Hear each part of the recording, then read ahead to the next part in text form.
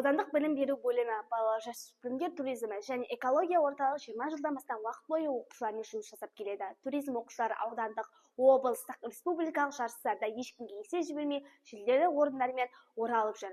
Қаратөбе ауданына 13 мектептен келген жас туристер туризмнен кім мықтыны анықтап сарапқа салуы.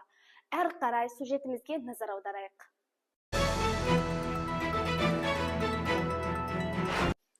Аманжол Мұратбек 5 сыныптан бастап туризм әліппесін танытты. Бүгінде 10-шы сыныпқа көшкен болатын. Осымен бірнеше мәрте облыстық республикалық байқауларға қатысуда. Байқау барысында жас туристер карта және чиппен жұмыстанып, лабиринттерден түрлі қашықтықтарға жүгіруден сынға түскен болатын. Мен спорттық бағдарлаудан облыс және аудандық, облыстық және де республикалық жастарға барып жүрген спортшымын. Маған осы сала өте қатты ұнайды. Өзіме жақын спорт түрлерінің бірі. Жарыс қорытындысында үздік нәтиже көрсеткендер облыстық құрамамен жарысқа түседі.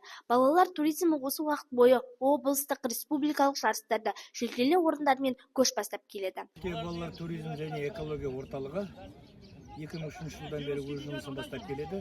Негізгі бағыт жұмыстары туризм, өлкетану жұмыстары, экологиялық бағыттағы. Балалар және жасөспірімдер туризмі экология орталығы сондай-ақ түрлі жорықтар, экскурсиялар, экспедициялар, фестивальдер ұйымдастырып, жас туристердің жан-жақты болуына күш салуда.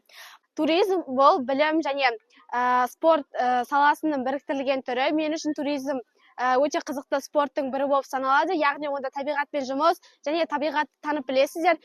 Бастапқы жағында қиын болады әрине, бірақ жайлап үйлесіп кетуге болады.